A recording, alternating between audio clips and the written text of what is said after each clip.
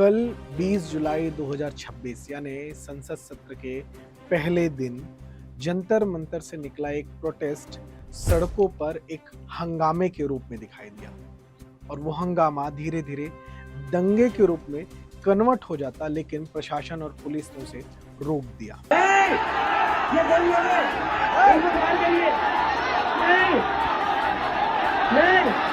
वो हुड़दंग, वो गुंडई और वो हंगामा इतना बढ़ गया कि पुलिस के वाहन से लेकर पुलिसकर्मी तक जख्मी हुए। दरअसल जंतर मंतर में 1 महीने से प्रोटेस्ट चल रहा था। मांग हो रही थी कि शिक्षा मंत्री धर्मेंद्र प्रधान का इस्तीफा लिया जाए, लेकिन इस 1 महीने के प्रोटेस्ट में धर्मेंद्र प्रधान के इस्तीफे की बात तो केवल 1% हुई। उस जंतर मंतर के मंच से हिंदू विरोधी नारे लगने लगे। वहां पे भगवान श्री राम का मजाक उड़ाया गया। सीता के पति का नाम ले लेके नीता के पति का काम कर रहे हैं। पोस्टर ऐसे लगाए गए जो हिंदुत्व और हिंदू विरोधी थे। उसमें लिखा जा रहा था कि हिंदुत्व को नीचे गिराया जाए, ब्राह्मणवाद के खिलाफ लड़ाई लड़ी जाएगी।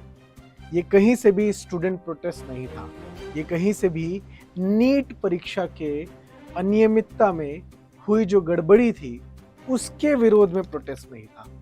और इस तरह के पोस्टर्स में एसएफआई और आईसा यानी लेफ्ट फ्रंट के जो स्टूडेंट ऑर्गेनाइजेशंस हैं, लेफ्ट पार्टियों के जो विद्यार्थी संगठन हैं, उनके नाम सामने आ रहे थे। इसके अलावा वहां पर कुछ जो लोग देखने गए, जो प्रोटेस्ट में शामिल होने गए, उन्होंने खुद वीडियो सामने लाकर दिखाया कि कैसे जंतर मंतर में एसएफआई और आईसा ने अपने एक काउंटर्स तक बना के रखे थे। यही कारण था कि हिंदू विरोधी नारे लग रहे थे, पोस्टर दिखाए जा रहे थे, कमेंट्स किए जा रहे थे।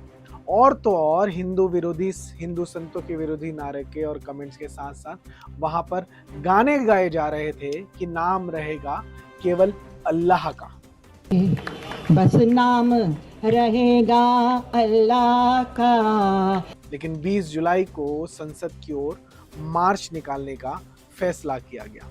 1 महीने से प्रोटेस्ट चल रहा था, कहीं कोई विरोध नहीं था और 20 जुलाई को इन्होंने संसद की ओर मार्च निकालने की बात की।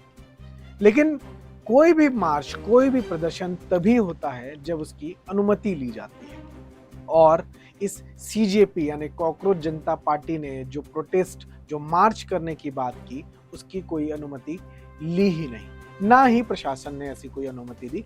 और इसके लिए दिल्ली पुलिस ने बाकायदा लिखित में जारी किया कि ऐसी कोई अनुमति नहीं दी गई है। इसके बाद प्रोटेस्ट में, मार्च में धीरे धीरे भीड़ बढ़ती गई। भीड़ से लोग निकलकर कह रहे थे कि आज वो संसद उखाड़ देंगे, नेपाल बना देंगे। संसद भवन उखाड़ दिया जाएगा, संसद भवन उखाड़ दिया जाएगा और इस्तीफा नहीं मिला तो उखाड़ दिया जाएगा, सब कर दिया जाएगा, नेपाल बना दिया जाएगा, नेपाल नेपाल नेपाल। लोग ये कह रहे थे कि ये मोदी का आखिरी दिन होगा। अब आप कल्पना कीजिए, क्या भारत के संसद को, जिसे हम लोकतंत्र का मंदिर कहते हैं, उसे उखाड़ देंगे? उसे उखाड़ने दे दिया जाएगा? क्या भारत को नेपाल बना दिया जाएगा? कई लोग जो खुद प्रोटेस्ट में शामिल थे, उन्होंने खुद कहा कि 10% लोग ही हिंसा नहीं चाहते थे, बाकी सभी हिंसा करना चाहते थे, वो गुंडे थे। आप खुद इस वीडियो में देखिए कैसे वहां पर खुद मौजूद एक व्यक्ति ने वीडियो बनाकर इसकी सच्चाई सामने दी। भाई, अगर यहाँ पे 100% लोग हैं ना, तो उसमें से बस 10 से 20% ऐसे लोग हैं जो शांतिपूर्वक प्रोटेस्ट करना चाह रहे हैं। बाकी आधे से ज्यादा जितने भी आ रखे हैं ना, सारे गुंडे दंगाई टाइप के लोग आ रखे हैं, जिनमें आक्रोश और आक्रमण पूरा भरा हुआ है। वो कह रहे हैं पुलिस को मार देंगे, ये कर देंगे, वो कर देंगे। इसके बाद जो सीजेपी, कॉकरोच जनता पार्टी के जो लीडर्स थे, वो खुद गायब हो गए। एक वीडियो में एक व्यक्ति ने, एक रिटायर्ड जज ने खुद बताया कि कैसे जो उसके लीडर्स हैं वो दूसरी ओर निकल गए और प्रोटेस्टर्स जो थे उनको दूसरी ओर भेज दिया गया। इसके बाद कई लोग सामने आए जो विवादित चेहरे थे, जो आपराधिक चेहरे थे, वो अपनी राजनीति चमकाने वहां पहुंचे थे। हाजी अफजल, एक ऐसा नाम जो दिल्ली में अपराध में सबसे बड़े नामों में से एक है, और वो एक बड़ी भीड़ लेकर पहुंचा था।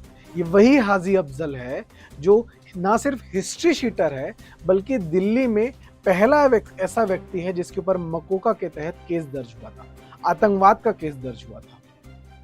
ये वो व्यक्ति है, वो बड़ी भीड़ लेकर प्रोटेस्ट में पहुंचा था। अब कल्पना कीजिए कैसा स्टूडेंट प्रोटेस्ट था। और ये जो नेपाल बना देंगे, संसद उखाड़ देंगे, इस तरह की जो भाषाएं आ रही थी, ये हाजी अफजल जैसे लोग जो दिख रहे थे, ये ऐसे ही नहीं हुआ था। व्हाट्सएप में बकायदा मैसेज चल रहे थे एक दिन पहले कि कोई मरेगा तो सरकार पर प्रेशर बनेगा। कोई मतलब कौन? कोई प्रदर्शनकारी या आंदोलन करने वाला युवा, कोई बच्चा वहां पे मर जाएगा तो सरकार पर प्रेशर बनेगा। ये तक कहा जा रहा था व्हाट्सएप में कि कोई मरेगा तो उसका एहसान होगा। और ये सब व्हाट्सएप ग्रुप्स में चल रहा था। कौन से ग्रुप्स में चल रहा था? इसी सीजेपी के लोगों ने जो ग्रुप बनाया था कि चलो संसद, एक ग्रुप बनाया था 20 जुलाई के लिए, उस ग्रुप में चल रहा था। और फिर 20 जुलाई को वही हुआ हमारे सामने, हम सब ने देखा। पुलिस ने 4 बैरिकेडिंग का लेयर बनाया था। पहला लेयर तोड़ा गया। पुलिस फिर भी शांति, और पुलिस समझा रही थी कि आपको अनुमति नहीं है मार्च की, आप ये मत कीजिए। पुलिस कोऑपरेट कर रही थी और ये वहां के लोगों ने ही बताया जो प्रोटेस्ट में शामिल थे। पहली बैरिकेडिंग तोड़ी गई, फिर दूसरी, फिर तीसरी, और ऐसे करके चारों बैरिकेडिंग के जो लेयर थे उसे तोड़ दिया गया। छात्रों के भेष में बैठे जो गुंडे थे उन्होंने इसके बाद पुलिस पर हमला किया। अब एक वीडियो जो अभी यहाँ चल रहा है स्क्रीन में, आप खुद देखिए कि अभिजीत दीपके के सामने पुलिस बल पर हमला किया गया। किसने हमला किया? वहां पर जो अभिजीत दीपके के साथ जो लोग खड़े थे उन्होंने हमला किया। क्या ये स्टूडेंट हैं? स्टूडेंट ऐसा करते हैं, पुलिस पर हमला करते हैं? इस समय तक तो कोई लाठीचार्ज नहीं हुआ था, इस समय तक तो पुलिस ने कुछ नहीं कहा था, फिर भी ये चीज हुआ। पुलिस पर पहले हमला किया गया। वो आप अपने सामने देख सकते हैं। अभी तो मार्च शुरू नहीं हुआ है, तब पुलिस पर हमला हो चुका है। पुलिस की गाड़ियां तोड़नी शुरू की गई, आम लोगों की गाड़ियां तोड़ी गई। पुलिस के लगभग 118 जवान घायल हुए। हालांकि प्रदर्शनकारियों की भी संख्या आई है, लगभग 60 से 65 की संख्या में वो भी घायल हुए। लेकिन क्या आप इस प्रोटेस्ट को पूरा देखिए, इसके वीडियोस को देखिए, अभी जो स्क्रीन पे चल रहे हैं उन इमेजेस को, उन विजुअल्स को देखिए। क्या ये स्टूडेंट प्रोटेस्ट था? वहीं पर जो ग्राउंड में रिपोर्ट कर रहे हैं, आप उनकी बात सुनिए कि वो क्या कह रहे हैं। देखिए, पहली पत्थरबाजी, पहला हमला कहाँ से शुरू हुआ, आप ये वीडियो सुनिए, उसके बाद आप खुद तय कीजिए। मैं खुद एक जर्नलिज्म स्टूडेंट हूँ। मैं आगे की तरफ गया था, कुछ छोटे बच्चे हैं जिनको कुछ बड़े लोग उकसा रहे हैं, और मैं उनको रोक के आया कि आप मत करो, प्रोटेस्ट खत्म हो जाएगा, पीसफुल प्रोटेस्ट है। बट वो पीछे से कह रहे हैं हम खड़े हैं, तुम फेंको। देखिए, सारे बच्चे पीड़ित हो रहे होंगे, सबकी फोटो आ रही होगी, बच्चों को नहीं पता है ये बात, लेकिन मैं ऐसा अनुभव मैंने जीवन में कभी नहीं किया था। सौरभ, मेरी शक्ल से आपको पता चल सकता है। मैं वहाँ पे था और मैं दिखा रहा था कि जब इधर से आंसू गैस के गोले बहुत चले, वहाँ भीड़ इकट्ठा हुई तो उधर से पत्थर चलने लगे। पहली गाड़ी पुलिस की यहाँ तोड़ी गई, ये तकरीबन 4 बजे का वक्त था। पहली गाड़ी यहाँ तोड़ी गई, फिर बीच में ये जो तीनों गाड़ियाँ तोड़ी खड़ी है, इनको तोड़ा गया। अब आप बताइए, क्या ये स्टूडेंट प्रोटेस्ट हो सकता है? और इसके बाद भी लोग कह रहे हैं कि प्रोटेस्ट क्यों नहीं किया जा सकता? ये तो डेमोक्रेसी है, लोकतंत्र है, तो प्रोटेस्ट करने से आखिर किसने रोका था? 1 महीने से तो जंतर मंतर में प्रोटेस्ट हो रहा था ना। लेकिन प्रोटेस्ट की आड़ में, डेमोक्रेसी की आड़ में पुलिस पर हमला कैसे किया जा सकता है? डेमोक्रेसी की आड़ में किसी पुलिस की गाड़ी को, किसी सिक्योरिटी फोर्स की गाड़ी को कैसे तोड़ा जा सकता है? उसको कैसे उस पर हमला किया जाए, उसको कैसे जस्टिफाई किया जा सकता है? और सरकार तो डायलॉग के लिए भी तैयार थी। सौरभ दास और राका जो है, वो दोनों तो जेपी नड्डा के आवास पर पहुंचे थे ना। फिर ये हिंसा क्यों हुई? क्योंकि यहाँ मकसद केवल और केवल लोकतांत्रिक तरीके से चुनी हुई सरकार को भीड़ और हिंसा के माध्यम से उखाड़ फेंकना था, नेपाल और बांग्लादेश की तरह। इसीलिए ढाका और काठमांडू की तरह दिल्ली को भी वैसे ही बनाया जा रहा था। संसद को उखाड़ दिया जाएगा जैसे बातें की जा रही थी। पुलिस ने 70 प्रदर्शनकारियों को गिरफ्तार किया है। लेकिन अब बात आती है कि इतनी बड़ी भीड़ कैसे आ गई?